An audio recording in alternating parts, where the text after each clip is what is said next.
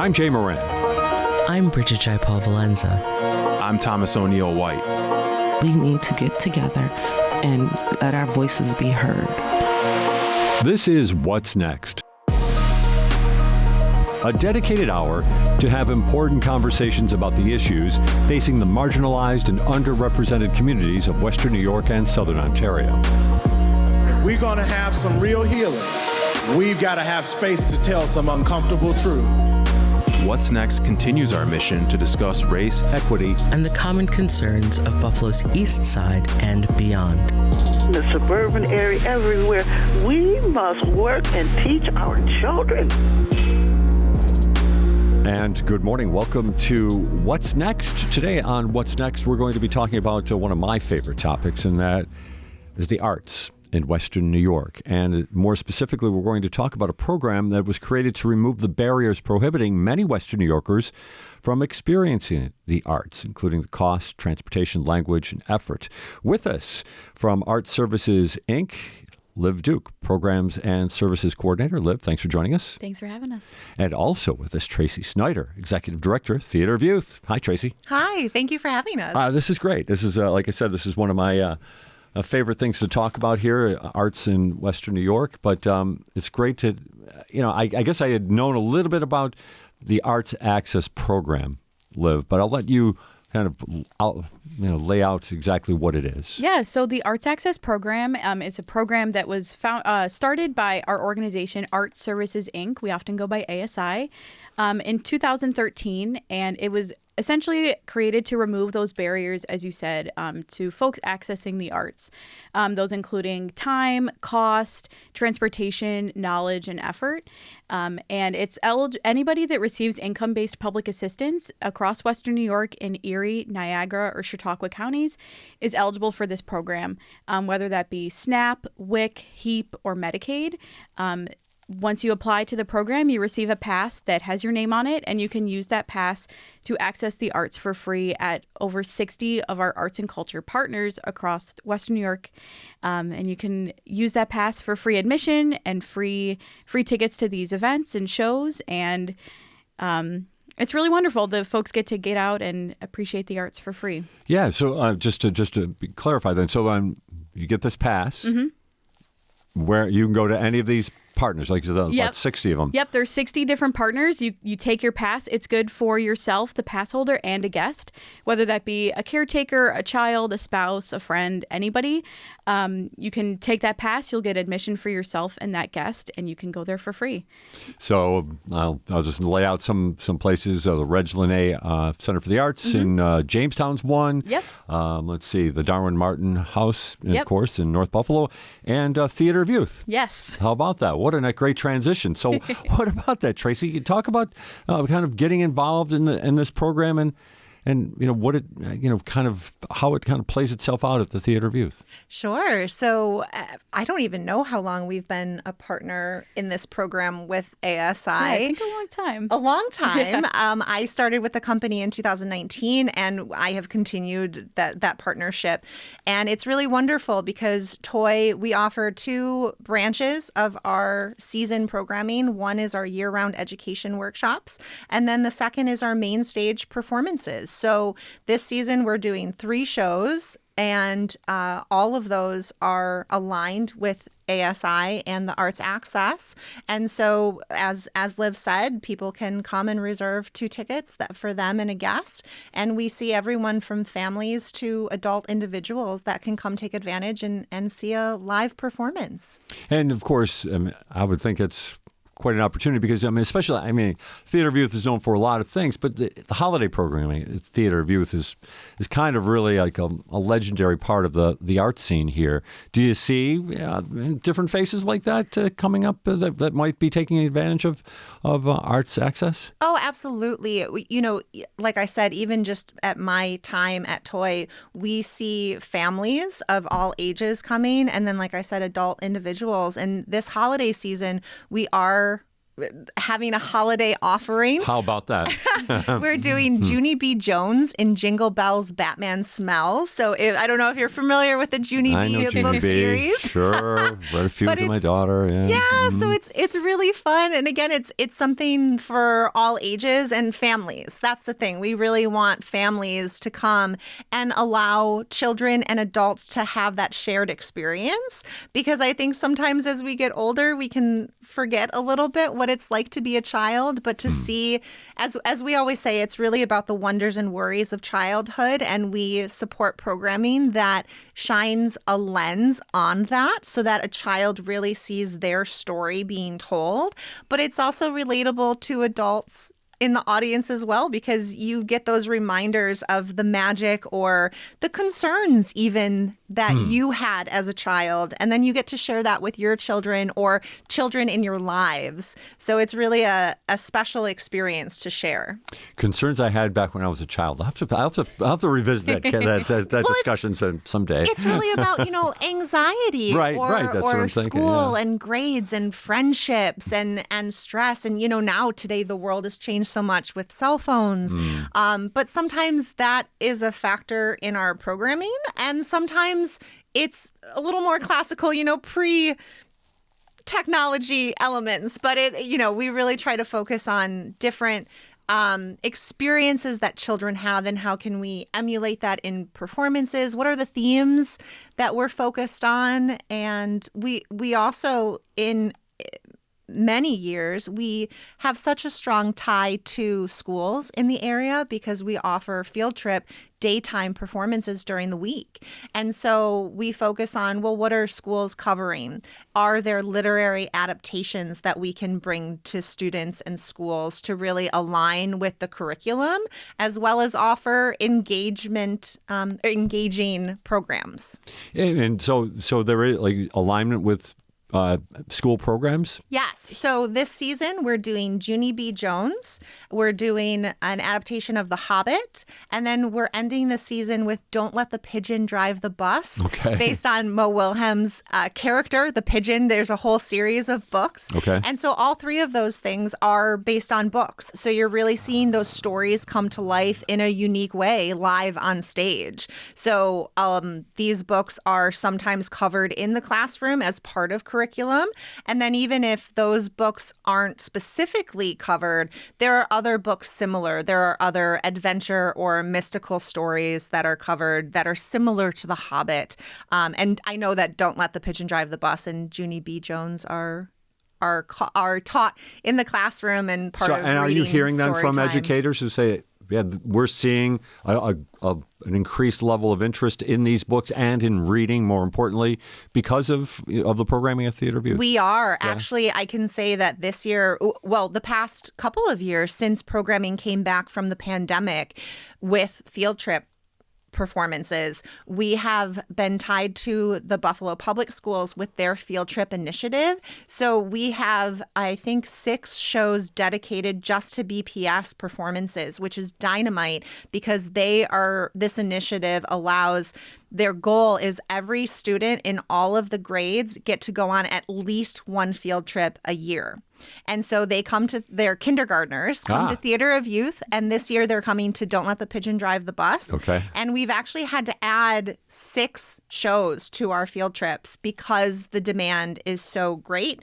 And it's a wonderful, great problem to have. Wonderful thing to navigate. But it's just because engagement is so high. And, you have to remember kids didn't go on a field trip for so many years, and especially focusing on kindergartners or elementary school, these kids may have never gone on a field trip because think about their age and the pandemic. We're only 4 years out from this, so that is their elementary experience. Right. So to see them come into the theater, and Theater of Youth is so unique because we're in the historic Allendale Theater. Right. And so when you walk in, if you're not familiar, you don't realize how big it is. Mm-hmm. And to have these little ones come in and it's this massive theater, it's so magical. And then again, to see them watching stories that are made for them on stage, it's just wonderful. They interact with the actors. They'll do shout outs or call outs and responses and their laughter, their clapping. There's no other audience like an audience full of children. Wait, so Liv, when it comes to, engagement, I'll use the word that Tracy just used, is there. When it comes to Arts Access, the program, how about that? How do you go about engaging to attract people to this opportunity? Because it really is a wonderful opportunity. Yeah, it really is. And we tend to lean on some different partnerships. We're an arts service agency, so we often don't have those relationships with maybe people that are receiving these benefits naturally. So we'll partner with different community centers, different kind of caseworkers, people that are working with these individuals daily and have those close relationships with them. So we lean on them to kind of help sign folks up and teach them about the program. I also go to lots of different tabling events, and I love being out in the community and signing up pass holders, telling them about the program. And we also kind of rely on the partner locations as well to kind of spread the word, whether that be handing out our rack cards or just letting people know about the program, that they're able to use their pass at their place. The tabling events can be really a fascinating experience. Yeah. So I'm kind of curious about that experience when people find out, because there must be a little bit of surprise. Yeah. Well, I'm sorry, you're offering me a free opportunity Yes. to go for entertainment in Western New York. My Right. response is often, I know, it's almost too good to be true. They're like, wait, you mean I can go to all these places for free? How did I never know about this? I'm like, I'm not really sure, but now you're a part of it. And word of mouth is amazing at those places too. They'll take 5 or 6 applications and hand them out to all of their friends and family, which is a great way to spread the word. But I love getting to interact with future and current pass holders at tabling events out in the community. We love attending different events and getting to introduce folks to the program, whether that it be for themselves or for somebody that they know.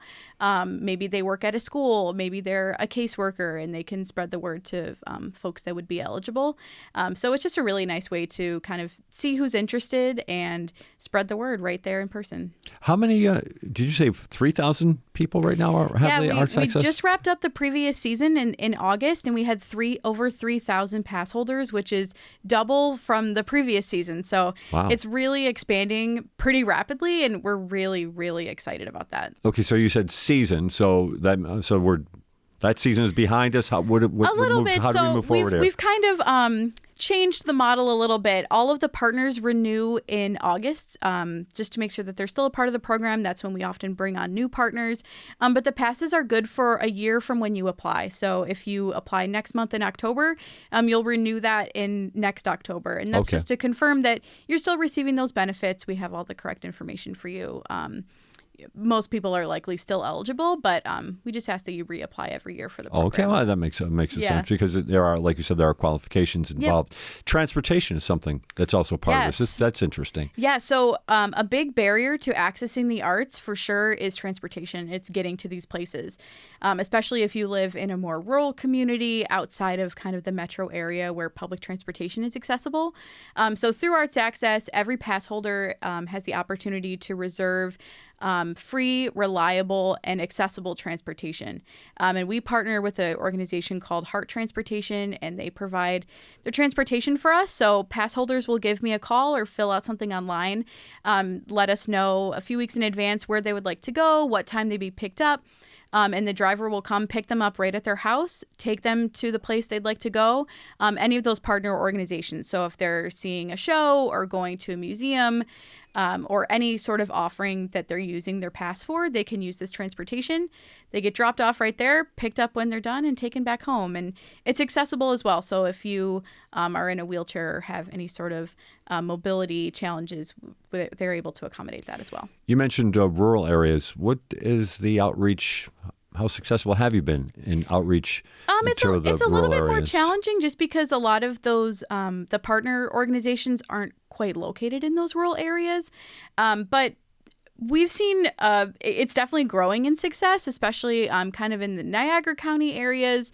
Who doesn't love going to the aquarium, especially for free?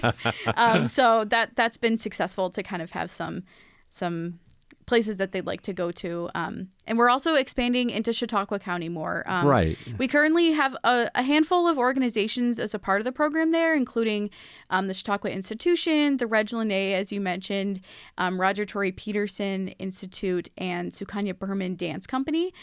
So we're kind of trying to expand more into that area, especially in Jamestown and Fredonia. We're not quite located there. Our office is located in the city of Buffalo, but we serve the 5 counties of Western New York. But it's, of course, a challenge it's significantly farther away. But we know that there's a need in that community, and we have really excited partners down there. We really value the partnerships that we already have, and we're using that to kind of grow some future partnerships and outreach efforts down in the southern tier in Chautauqua County. And I'm thrilled that you mentioned the Sukanya Berman Dance Company, because they were a feature on What's Next not too long ago, about a month or so ago, as a matter of fact. They're one of the newest partners for the program. They just joined the program this past year. It's one of those great examples of how the arts can really change the landscape for a lot of folks and communities as well. Our guest this morning, Liv Duke of Art Services, Inc., the Programs and Services Coordinator, and also Tracy Synder, Executive Director of Theater of Youth, with us here this morning. And we're basically, although we're talking specifically about the Arts Access Program, let's turn the conversation around, because both of you have pretty extensive backgrounds in the arts. And I guess the conversation, I guess I'm going to try to lean this towards a little bit, is there a frustration when it comes to perhaps the obstacles that are blocking people from getting to the arts, whether it is financial or transportation, or just maybe a general understanding of the arts or an appreciation for the arts? Just wonder if you want to try to tackle this one on it and get into this. I know there's a lot there, but I guess what I'm always interested in is the value of arts. I can say I value it, you can, but that message is not necessarily universal. Who wants to try to get into that a little bit here? Yeah, so at ASI, in the past 2 years, we have worked with Americans for the Arts to gather a lot of survey data. Our team was kind of boots on the ground collecting survey data for 2 years in partnership with I think around 150 organizations across the 5 counties. And we gathered data that was folks that were attending these arts and cultural events, and folks that were interacting with these organizations, whether they were in our community or they were tourists that were visiting. The majority of them were locals here. And with Americans for the Arts, we put together an Arts and Economic Prosperity Report, which we launched in January and can be found in full on our website. But with that study, we were really able to look at the economic and social impact that the arts have on our community, and it was really, really wonderful, the impact. We saw really high numbers of folks that have deep pride for the arts and culture landscape of our region. It's something that people are really proud of, and there was over an 85% of folks said that they would feel such a loss if these organizations were no longer around or if they weren't able to access them. So that was some cool kind of data that we were able to pull to support that. And we provided all of that data to, our elected officials and our organizations that we work closely with so that they can advocate for more funding for themselves. And, a huge barrier to the arts in all ends of it is the money aspect of it. Sure. It's expensive to attend an arts event a lot of times, and it's expensive to run an arts organization. So it's kind of, there's not a clear answer to it, obviously, but at ASI, we try to do all that we can to support those organizations through grant funding and funding opportunities that we share through other organizations to kind of support their causes. And then in support, they're also in turn, they're also supporting the arts access by donating those tickets to the program so that community members can attend for free. Yeah, and then Tracy, we mentioned this before we went on the air about how it was Liv's organization, Art Services, Inc., that kind of gave you the heads up that there might be a less state funding coming, in general for everybody, but might impact your operation as well. Maybe talk about that relationship of how art services kind of gives you something that helps you out because you've got plenty to do. You got to take care of the theater programming. All the bills have to be paid. All that stuff that's very much a challenge for the theater scene here in Western New York. Sure. So like many theaters and cultural organizations, Theater of Youth, we only have 2 full-time annual employees and then seasonal employees or artists. And so between the 2 of us, as you said, there's a lot that we have to navigate and keep organized. And, sometimes it is kind of, head in the sand with our day-to-day work, but I can always count on ASI for really leading the forefront charge for advocacy.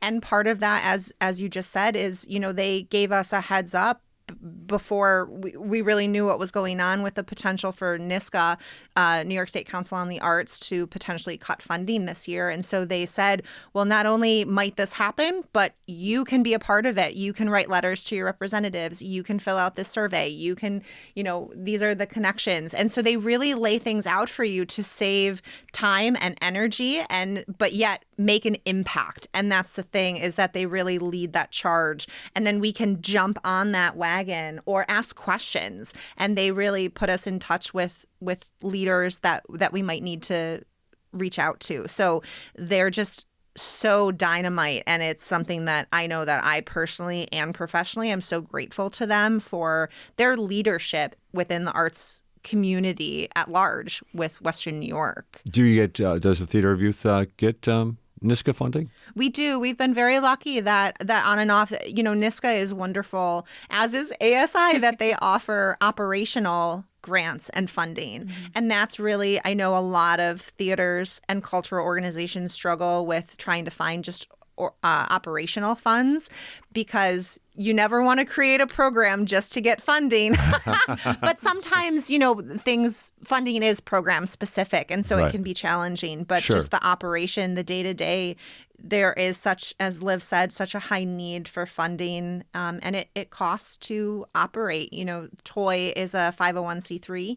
So we do take donations. But I think 2 of the challenges that we have is awareness of TOY. Mm-hmm. We're entering our 53rd season, but we come into contact with so many people that don't know we exist, have never heard of us, or don't really know enough about us. And we personally have the struggle, I should say, that our clients age out of our programs. Okay. So it's a wonderful opportunity because there are always new generations and new children, but it's also a struggle because you have new families.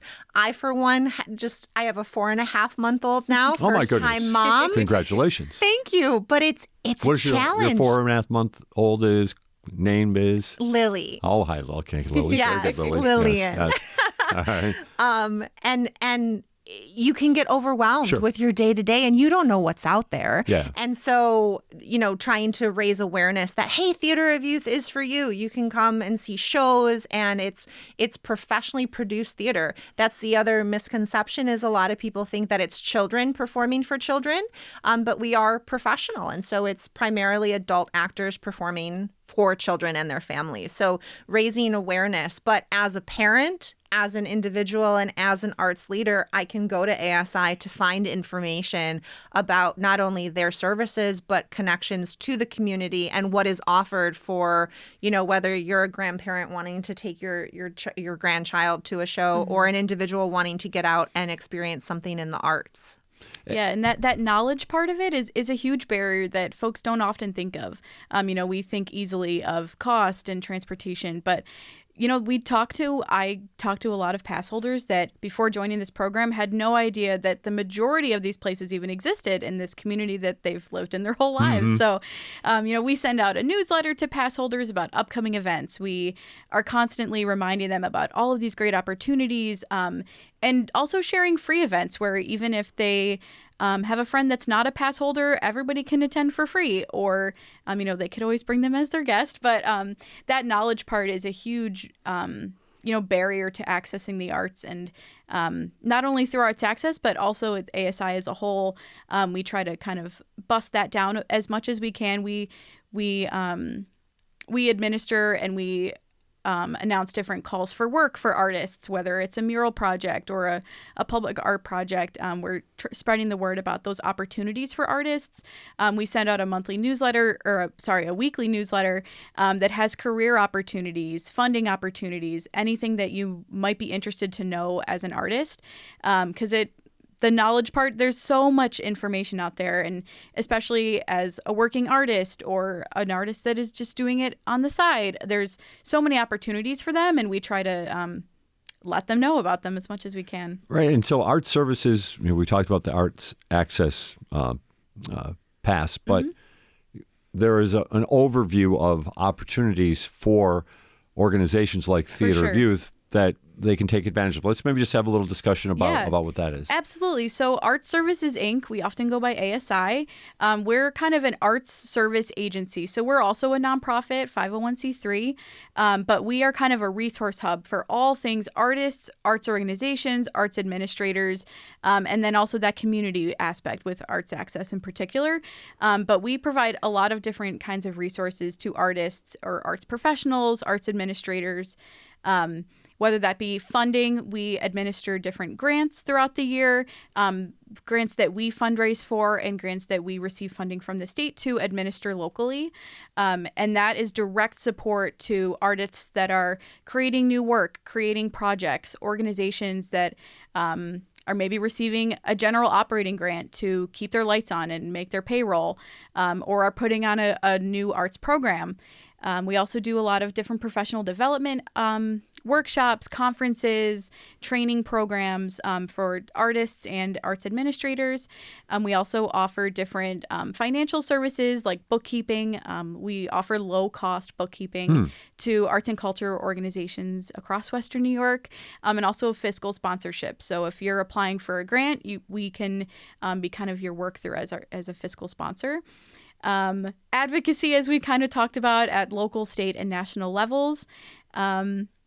And yeah, that's kind of the right. Well, Tracy, ASI. I mean, so you've been able to take advantage of some of these opportunities? Absolutely. I've attended a lot of their professional development workshops, both as an admin, but also as a teaching artist or an actor, just to learn new information, get new resources, even meet other colleagues. You know, working in the theater, you can get kind of siloed with just theater connections, but it's so important to go. And as a teaching artist, I've attended workshops too. And so to meet other artists of different mediums, and other backgrounds, it's so important to get that feedback, especially from coming out of the pandemic, how other people are dealing with challenges or resources that they're utilizing or have heard of, and just create a more well-rounded community. Definitely taking advantage of ASI's programming. And then, again, we brought you here to talk about Arts Access. Liv, you talk to these pass holders on a frequent basis. What do you hear? What do you hear? They, as you can imagine, they love the program. It's a really wonderful program, and it's easy to love. But I love hearing the testimonies from these pass holders, whether they're coming into the office to renew their pass, I'm talking to them on the phone to book transportation, or help them through any challenges. But just earlier this week, a couple came in to renew their pass. They've been pass holders for years, and they were saying how they're able to take their grandkids to the AKG for the first time. I told them that they should go to Toy when the season starts, but they're able to take their grandkids to experience these arts and culture things that they personally love, and now they're able to share it with their grandkids.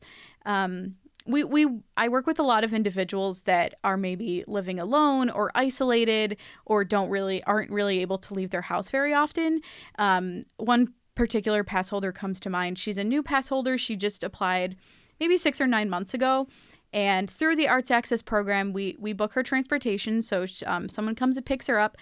She went to Art Park a couple times this summer, and even met up with some other pass holders. And they created this, beautiful friendship and connection. And they've gone to a couple different places together now.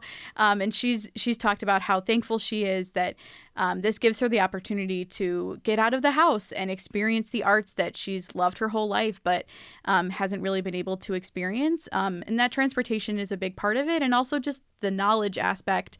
and of course the financial barrier. But it's just really lovely to hear stories of folks that, they love the arts, or maybe they've never experienced the arts, and this program is allowing them to kind of renew that passion or get out there for the first time and experience all that our community has to offer. And of course, part of that is the Theater of Youth. So Tracy, we can't go away without making sure that we understand what's coming up, especially the holidays. For some reason, I always connect Theater of Youth and the holidays together.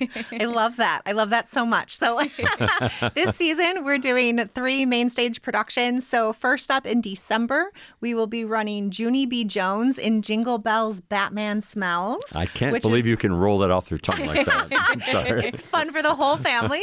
And then in the new year, at the end of February and March, we will be running an adaptation of The Hobbit. So what are the expectations for The Hobbit? I'm just wondering about that. I mean, because obviously the Lord of the Rings, it's huge. Absolutely. So it's going to be a spectacle. Wow.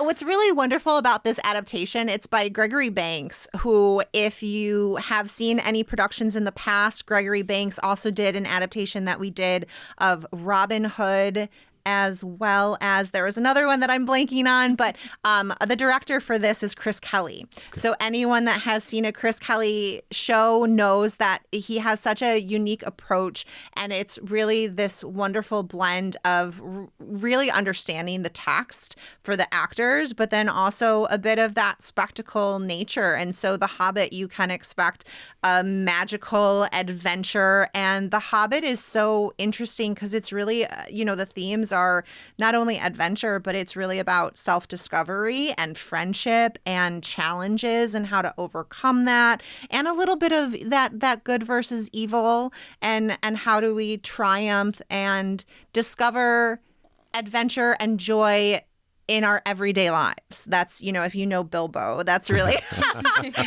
so it's going to be really unique. And it is, I believe it's just a 6-person cast, 5 or 6 people. And so everyone plays multiple roles as well. So it's going to be a real acting challenge for our actors, but that also means it's going to be a really unique experience for our audiences to really see how they morph and change into these different characters. So it's going to be quite an adventure. And the season wraps up with Don't Let the Pigeon Drive the Bus, the musical, which I don't know if you're familiar with the Pigeon book series by Mo Willems, but it's going to be really fun. And that pigeon that feisty pigeon. That's all I can say. We'll have puppets, and it's a musical, and that's going to be really great for the real littles to come see a show. So again, families can come, and if you know the books, if you want a good time, come and see Don't Let the Pigeon Drive the Bus in May.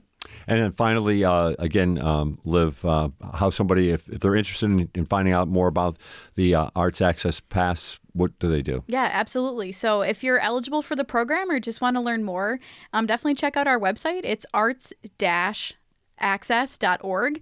You can apply online right through our website and learn more for a full list of our partner organizations and accessing that transportation as a pass holder as well.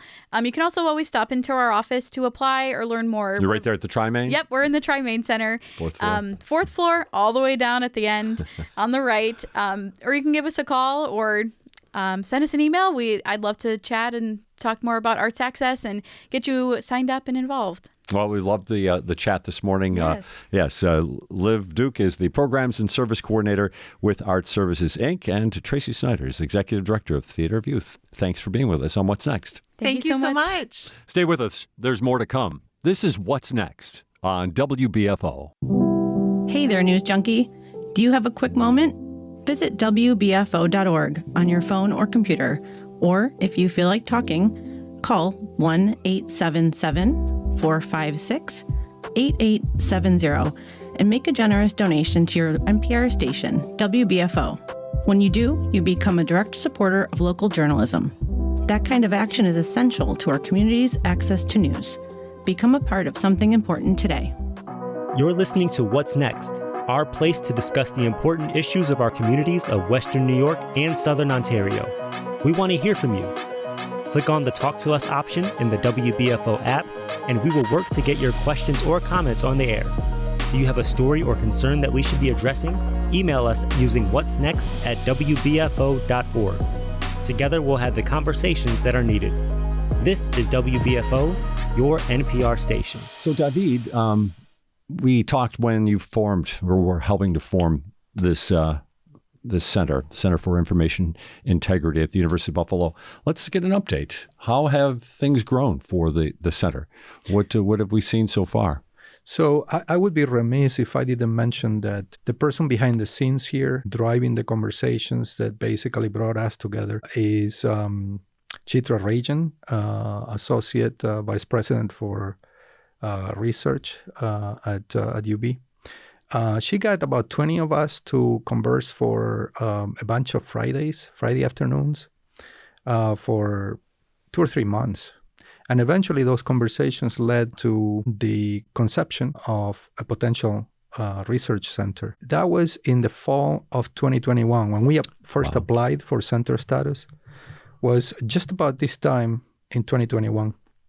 So in 3 short years, we've come quite far. We have now over 40 faculty members. We have been able to, thankfully, attract funding from the National Science Foundation for a specific project that aims to empower older citizens, 60 and older, to recognize the dangers they face, particularly with regards to financial scams that can be not just financially, but emotionally devastating for them.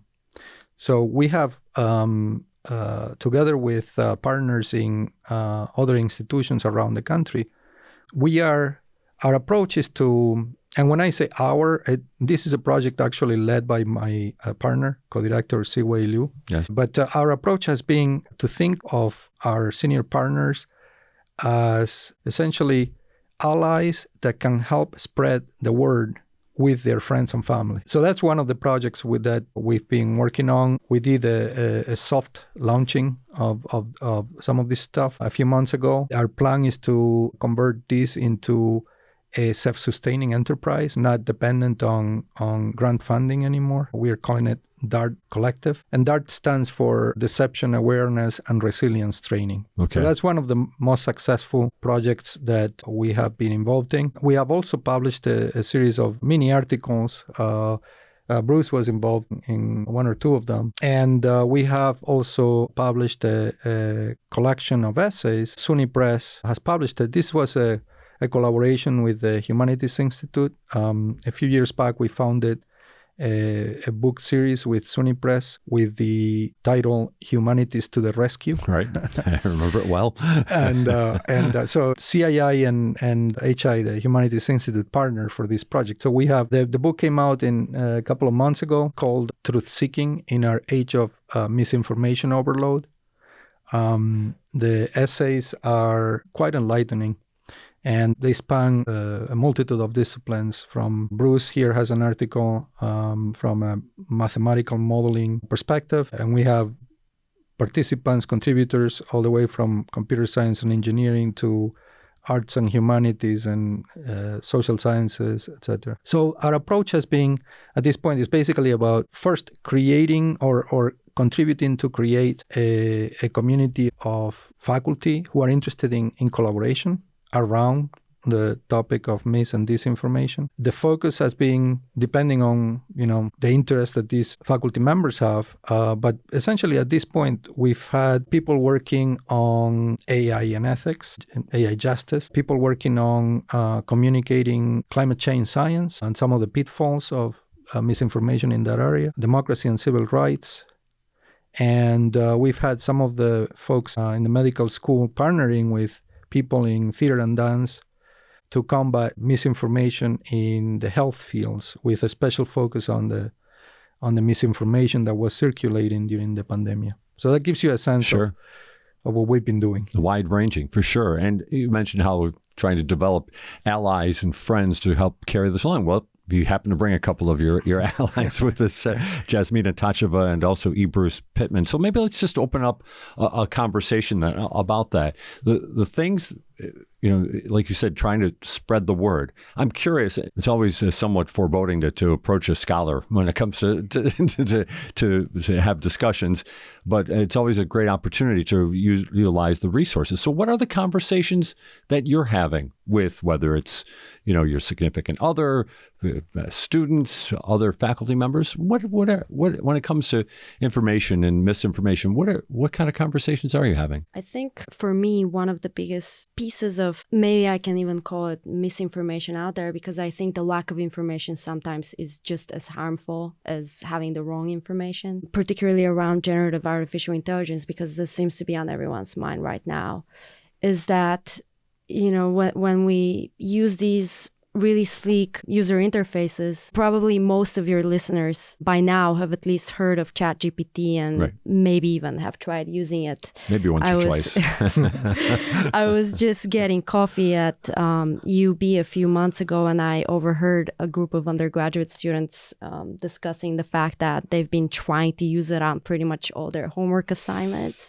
I would definitely argue that the success rate of that is still not very good, hopefully, in terms of, because it's really not that advanced. And I think that's a lot of hype still around the actual level of achievement that these algorithms can have outside of really narrow and well-defined problems, of course. But one of the misconceptions, I think, which I think has a really steep social cost, is that because we're interacting with these systems through an interface, and they live somewhere on the cloud beyond our perception, that they're therefore immaterial and don't really have any real effect on even the environment, if you will. But there are studies that just came out a couple of months ago saying that one single search on platforms like ChatGPT that require a lot of computational power is equal to somewhere in the ballpark of one bottle of water. And this is like a 16-ounce water bottle that it consumes to just cool off the servers that produce all this information. So there is a real environmental cost associated with us using generative AI over, let's say, a Google search, which also, of course, comes with a real impact on the environment. But it's estimated that ChatGPT search is about 10 times more energy intensive than a Google search. So I just wanted to put that out there for people to know that even though we're interacting with these systems through a graphic user interface, there's not a lot of understanding of where and how the data that we get back through these interfaces gets generated, but it has a real impact on our environment. Bruce, I was going to ask you then, is that part of maybe, I don't want to say the problem, but it's this reality that, as Jasmina was talking about, you're on your computer, you're just sending out, whatever. It feels like something, we've gotten so accustomed to doing these types of things that it's part of us, but yet we're separate from it. I'm curious about that reality. And then when it comes to how we now are getting this information, whether it's misinformation or whatever the case may be, or we just plain out trust whatever we send out into the computer world comes back to us is real and true. I would never trust, right? But at the same time, you would accept that many people do. Absolutely. Yeah. At the very best, it's sort of like the old game of telephone, right? You may send something to the person next to you and it goes 10 times around and it comes back to you somewhat distorted. Right. That's at the best. Yeah. Right. If that happens in pure human communications, without the possibility of somebody tampering with it along the way, right, the message is going to come back to you altered somehow. So again, you need to sort of understand, does this make sense to me? Does it pass the sniff test? Does it fit into everything else I have learned about how something behaves or happens? And does it fit? And we need to ask ourselves those questions before we accept something as truth, to be sure. And maybe this is another place to take the conversation. There are people who are embracing the misinformation, correct? Right? I mean, isn't that as much a part of this problem as anything else? Absolutely. This is why our focus, we believe, needs to be on seeding awareness, doing whatever we can to raise awareness and seed resilience here. Awareness means, for example, social media. Just about everybody uses some form of social media today. But most people are not aware of the fact that the social media traffic is driven by algorithms that have been trained to grab our attention. These are attention extracting. And it doesn't care if it's true or not true. It doesn't care. Insignificant. That's precisely the point. Yeah. As a matter of fact, the assumption that these algorithms are likely making, because they are algorithms trained to, again, harvest our attention, and so they are learning about human nature in the process. And the assumption that these algorithms are likely making is that false information, as long as it's sensationalist and as long as it creates strong emotional responses, they have a higher chance of grabbing and maintaining your attention than truthful information. As a matter of fact, at some point I read that Twitter, back when it was Twitter, truthful information did not stand much of a chance against sensationalist fake news. As a matter of fact, if my memory serves me right, there was a 5 or 6 to 1 ratio when it came to false information being, more likely to spread than truthful information in Twitter. And that's back when it was Twitter. I'm not sure what it is now that is X. Wow. Well, then the question then is, if that's the case, if for every one post that's popping up in your feed, 6 might be false. No, how does an individual consumer go about not only, sifting through it for themselves, but maybe trying to fight back in that? Your thoughts, Jasmina? No small task. See, we diagnose the problem, and we ask Jasmina to come up with solutions. Well, I'm glad you're here then. I don't know about this because, as I mentioned before we started talking in earnest about this, I did come back to school because I felt there's so much work that is still not finished for me as an now educator. And so I came back to UB for a second PhD program, and I went specifically to the humanities, to the Department of Comparative Literature, because believe it or not, even before ChatGPT made AI a household name in 2022, we were having courses there, even before the pandemic, on the social implications of AI. So one kind of lesson that I took away from this, which I hope can help our listeners deal with this, or maybe can be a gateway to some sort of a solution, not really the solution itself yet, but is the fact that technological progress doesn't really necessarily equal social progress. And I know this sounds simple, but it really is profound, at least in my opinion, because it kind of suggests that even though technology always develops and moves forward, the same does not necessarily go for society. And we can see in the example of misinformation that's generated and propagated through social media nowadays that it's really true, and many people do buy this information because it fits with their social world at the time. And it's really concerning to see that even chief technologists, for example, Elon Musk, oftentimes may propagate scenarios and conspiracy theories that are clearly false, and yet because they come from someone who clearly knows so much about technology, people tend to believe that.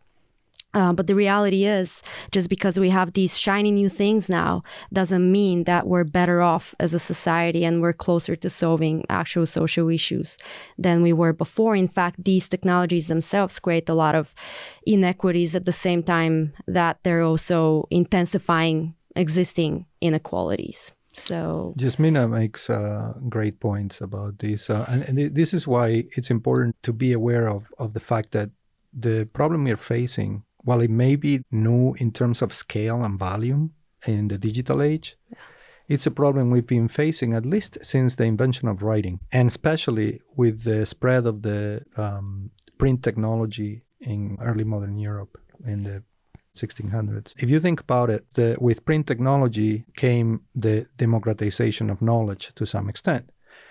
But demagogues took hold of this technology early on to create all kinds of conspiracy theories, disinformation. I mean, the early modern Europe is flooded with all kinds of nefarious conspiracy theories that are often racist at heart. And, even monarchical governments at the time are effectively using what would be akin to a propaganda ministry.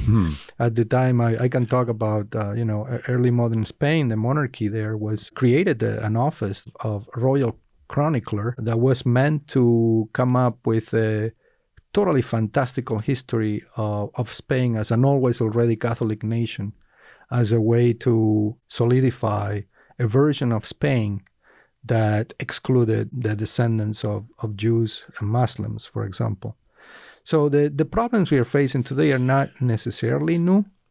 And a part of this awareness campaign that we are looking to contribute to would need sort of the longer version of history, so that we understand that our historical time is not so unique, and that we can actually learn from the past, not only from the strategies used by the demagogues of the past, but also by the strategies used by the dissidents who found ways to challenge those propagandists. And as you know, one of those people, for me, one of the people I trust is Miguel de Cervantes. Yes, of course. And there is a reason for this. I mean, when we were talking about patterns earlier, how recognizing patterns of misinformation, patterns of manipulation is one way to get to at least a basic awareness, to be on the lookout for things that, if, as Bruce said, if certain things that don't really fit other information I'm getting, what's wrong with this? If it's getting, if it's stirring an emotional response, that comes closer to the possibility that it could be manipulative. These kinds of things. So the easiest way, or the simplest way I try to put this is that if we are looking to think critically about these things, thinking critically, thinking outside the box requires seeing the box. And to me, this is part of what a humanistic training can do. So Cervantes is my champion, so to speak, but it's not just Cervantes. It's, generally speaking, a humanistic training can get us to at least start the conversation about not just the volume of information. The assumption that more information is going to solve the problem created by massive amounts of information is a fallacy. I appreciate the historical perspective there, because then I'm going to put the final question of our conversation to you, E. Bruce Pitman, and it's this. I'll ask you to just share your thoughts and opinions. Okay, we heard how from back in the start of the printing press there was misinformation, and yet here we are, these many centuries later. Now we're talking about, AI. What about that? Are we going to just hopefully just get through another part of history and there are going to be heroes coming forward here who are going to make this all better? Or is the concern more grave than that? To me, the concern is quite grave. What I'm hoping is, and I am hopeful, at least in a small grain, that we will do a better job this time. I think about the laissez-faire, hands-off approach that the U.S. took to, say, social media 15, 20 years ago, where anything went with social media. There were no regulations about truthfulness or hatred speech or anything else on social media. And of course, there are all kinds of issues to weigh there, free speech issues and things like that are critically important to us. But society, we never challenged social media things, particularly this generative AI that's come out since Thanksgiving of 2022, that are, allow the ChatGPTs and interactions and making images and things like that, and making deepfake images that much easier. There is a questioning that is going on across the country, and in Western Europe, certainly also. Trying to get ahead of it a little bit. People who are calling on our leadership to think about what AI, and particularly this generative AI, where it might lead us, what it might do, and to counteract the worst of the possible implications thereof. So to think about not deploying facial recognition, for instance, in the U.S., that's a big deal, right? Because we know how often facial recognition software can fail. And it might help in certain respects, right?